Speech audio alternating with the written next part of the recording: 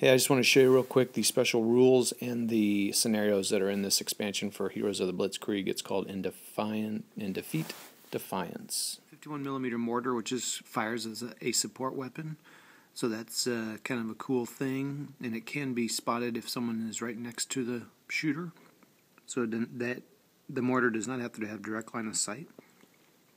There are some revisions in this, like the anti-tank rifles in Heroes of the Blitzkrieg, which I have not used yet. You can see their values go to a -1 instead of a nothing. They have these things called A-rated units. You can, I guess, essentially read it there. They roll 3 instead of 2 when they're right next to them. Now they can. Another one they can do is now multi-man counters can lay smoke, which in the rules in the original Heroes of the Blitzkrieg they can't. And your creation, of course, you got the Dutch. They're heavy laden like the French were, so they can only move 1 extra in double time. The Bren carriers are kind of cool. They have 1 forward-facing machine gun and 1 360.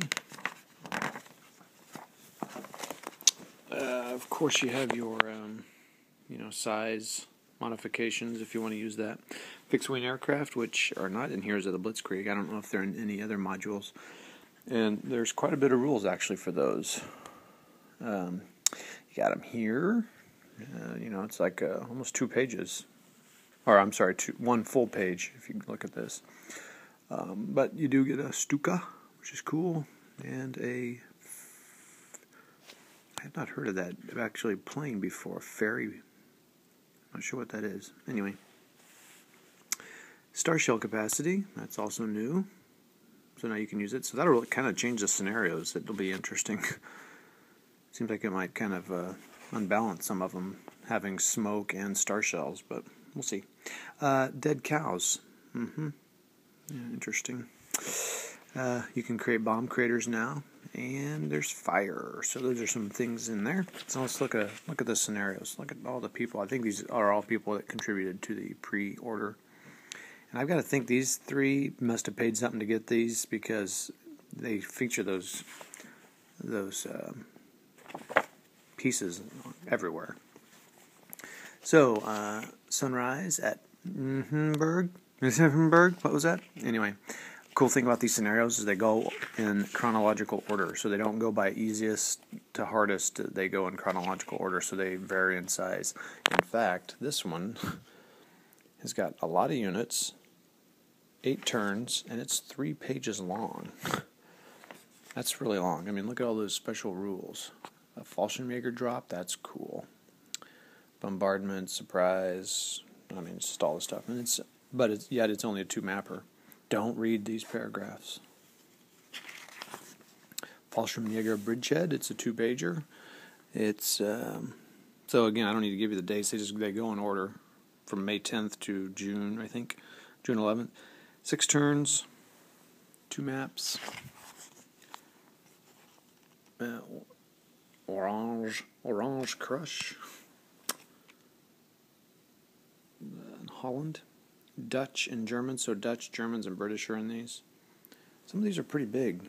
Is this another 3-pager? It is, actually. It's a 4-mapper. It's pretty impressive. The Heart of the Matter. Looks like a 2-pager with 1 map in the city. Death's Head at Arras, near the town of Warless. I'm sorry about Dutch and German. I'm sorry, British and German. 3 maps. I'll take the Low Road. This is a nice, potentially smaller one. 7 turns, 2-mapper, 1 page. Now, Going Coastal, another 1-pager. British and Germans, 6 turns. The Canal, just the name sounds cool. 8 turns, based on building victory conditions. 1 map with an overlay. Squeezing Limeys, May 25th. Most of them take place in May, obviously. One mapper and a one pager. Another one mapper, one pager. Kick them out.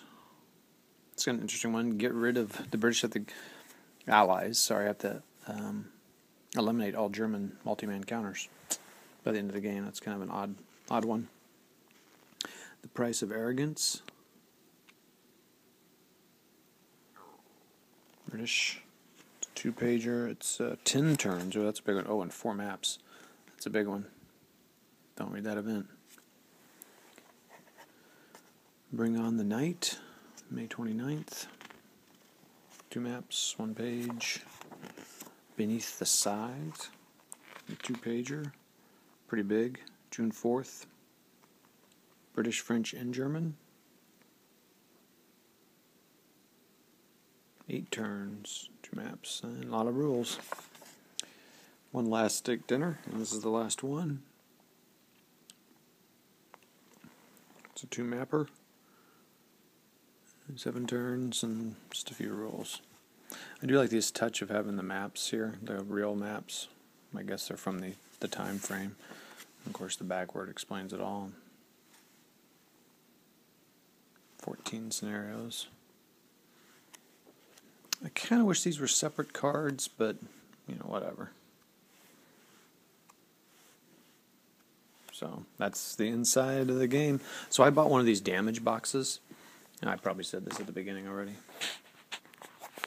And when I opened it, there was the dent, and these 2 rows were popped out. Oh, one other thing. 2 new skills. Stiff upper lip. And aimed fire. It's Matilda everyone talked about. Aimed fire, stiff upper lip, and I was concerned because I knew I didn't get the cards because the cards came in if you pre-ordered it. So I was concerned. I was like, well, how they're just in the special rules.